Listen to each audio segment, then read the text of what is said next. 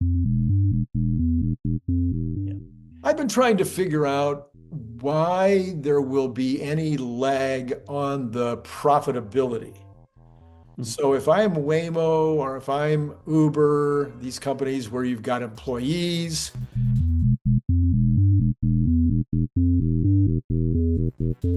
you've got apparently high cost of acquisition.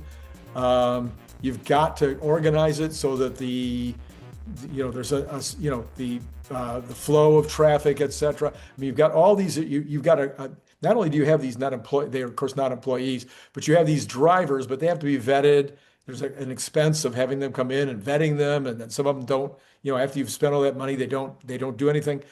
I'm trying to figure out why on day one the Tesla vehicle, if the ultimate number is 20 cents a mile, which Kathy and Elon seem to agree on, I've Mhm. got a number closer to 25 cents, but okay, who's quibbling?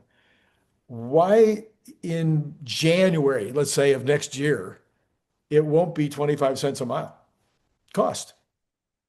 Um, I think the full 25 cents a mile assumes mainly Cybercab, which would be a $25,000 vehicle. Add 5 cents or 10 cents, even 10 cents. It's not 10 cents, it's 5 cents. Yeah, Add right, 5 cents for a Model Y. Okay, so right. now you're at 30 cents. But what other kinds of, I mean, yes, there could be a cost of acquisition. We just Mhm. talked about that. Yeah. But I'm trying to figure out what the cost is going to be that's going to dramatically make that number be over 30 cents a mile from day one.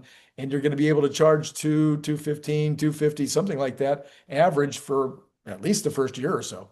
I think it's a matter of scale that if your endpoint to get to say a million vehicles or whatever is at that 30 cent 40 cent thing, even with some other stuff, that if you're only at 10,000 vehicles, then um, well, one, your margin has to get over the fact that you're spending $1 to $2 billion a year um, doing things. So at an autopilot like that, you have to get over your fixed costs before it's really flowing So you're through. thinking So you're thinking in terms of the amount of expense associated with the data center yeah, and the training and all that, but that's right, being partially offset by FSD. right. It's being partially offset by FSD. So it would. So let's say it, in the it's not 20 cents, it's 40 cents, right? Okay. So instead of and you're charging $2, Yeah. so then instead of 90% margin, you're 80% margin, right? So the margin is wonderful, From the right? get-go. From the get-go, right? You must break it out. This goes to something I've said like a Yeah. year, 2 years, Yeah. Yeah. whatever, is that they need to have slides in the quarterly thing. Here we're doing quarterly earnings, and look, 5 slides saying Right. it is 40 cents. Yeah. What Randy says is correct. It's 40 cents or it's at 30 cents. We're giving you that number and Right. we're saying here's how much we're charging, and Right. then here's the margin on it, and then here's the fixed cost. Right. So we give you the entire, here's everything about the business model, here's how it's functioning, and here's how our $1 billion looks this quarter. And then next quarter it's gonna be 2 billion, the quarter after it's gonna be 4, 8, and they can be projecting out in 7 quarters to be 10 billion, right?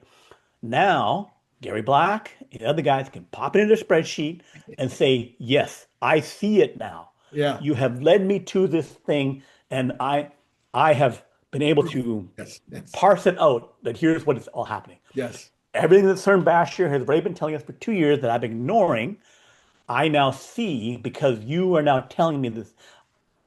Then there'll be your Gordon Johnson who say, that's all fraud. I don't believe it. But Right. Right. Right. the 80% majority will say, okay, here is the numbers, 100% what you just told me on the call. And they'll ask something in the call about whatever. So that's when Wall Street fully prices it in. Right? Yeah. Okay.